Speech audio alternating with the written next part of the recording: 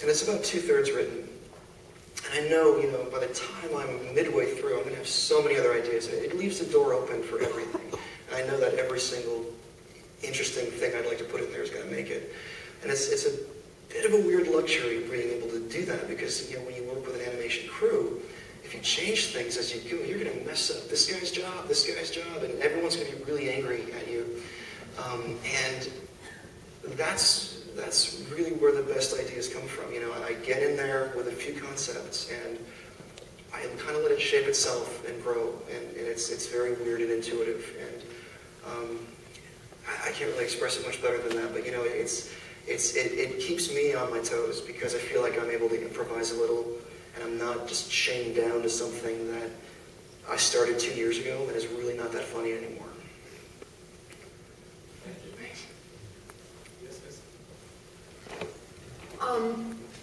When you were still in school and you did those 4 films, how did your other professors and your classmates react to you doing animated work instead of live action? They loved it. There was so much support for it. It was. I wish I was still in school, honestly. It was such a fun time. I feel so lucky to have gone there too, because I almost went to a bigger film school, a more prestigious production school, and you hear these horror stories, this cattiness between the students of wanting to get the equipment, fighting over the equipment, and you're lucky to touch a camera by your 3rd year. And it's a very negative, I think, way to do that, although it might get them really well prepared for Hollywood. But like I said, I got units for making cartoons that I would have loved to do anyway, and it was perfect.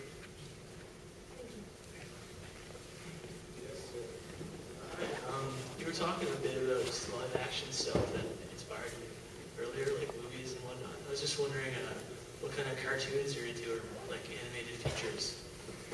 I like a lot of the old stuff. I love Pinocchio and Fantasia and the old Disney classic films.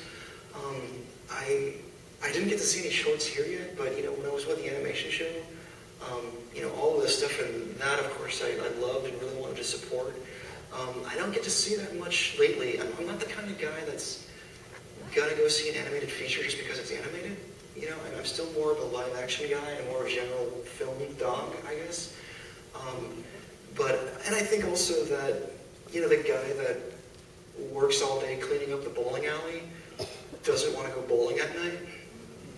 It's kind of, it's not my idea of the best time I can do with my free time, but I haven't seen a lot this year. I really liked Coraline, but I haven't seen Up, I haven't seen Ponyo. I have to really catch up, and I'll do that when the Oscar season rolls around, and then it's 3 movies a day.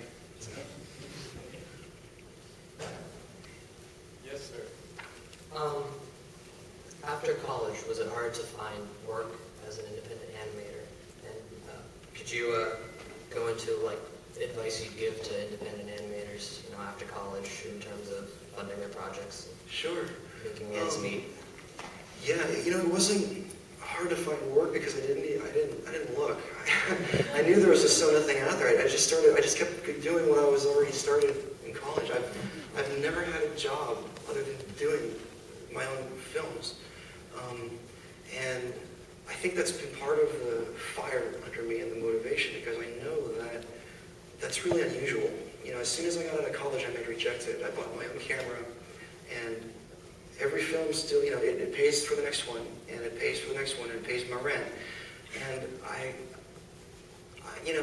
the goal of this isn't to make as much money as I can. It's to make as many good movies as I can. And I feel like I'm still pretty young. I'm not raising kids yet. I don't have mortgages to pay yet. And I know that one day I might not have this outlet anymore.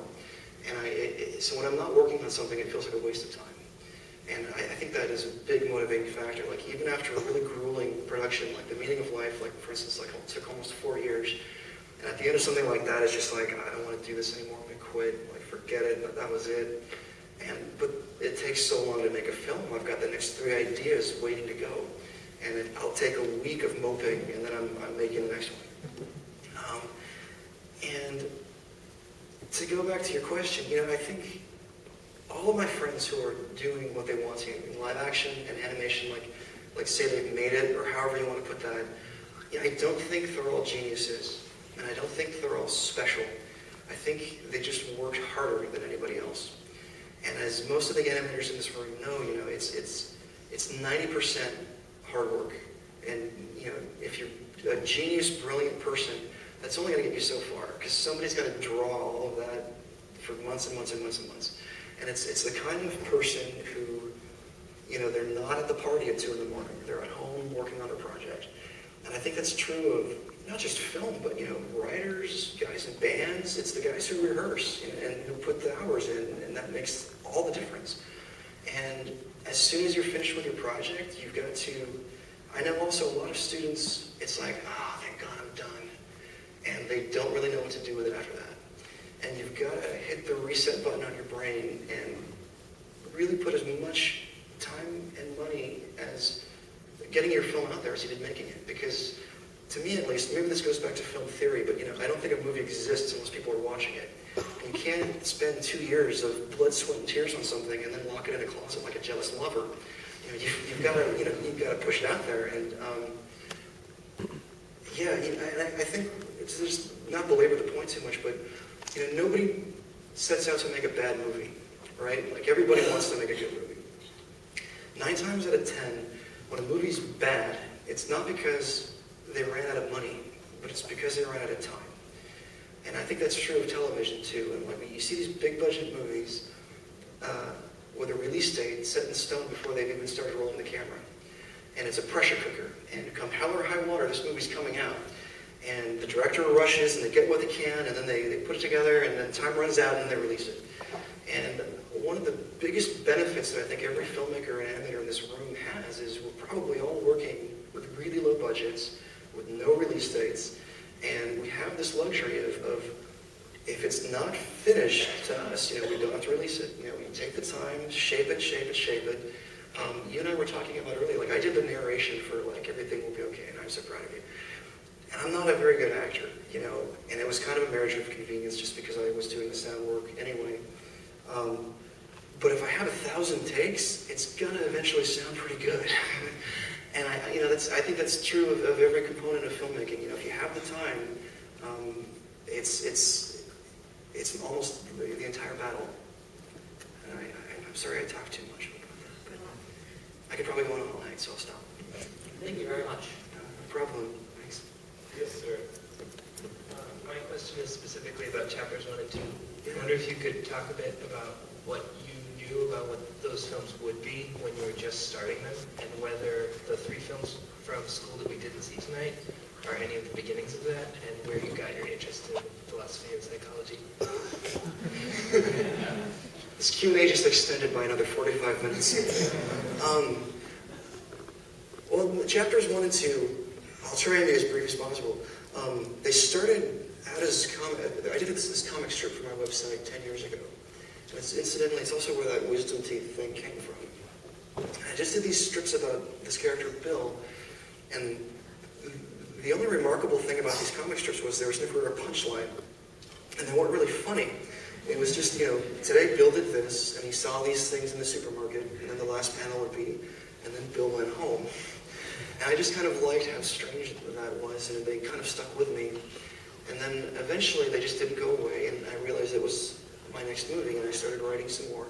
And I kept visualizing his story in these panels, like a comic strip. And there was one day when it was just a breakthrough that I realized I could split the screen up within the camera. And it made perfect sense for the narrative, with all of his perceptions, broken up and et cetera. And I had such a blast making that movie. I had such a good time writing and animating that compared to the previous one, The Meaning of Life, which was a complete drag. That I didn't want to stop, and I kept writing, and I realized this was a longer story, and it was going to be 3. And I don't think the 3 chapters would work if they were a feature.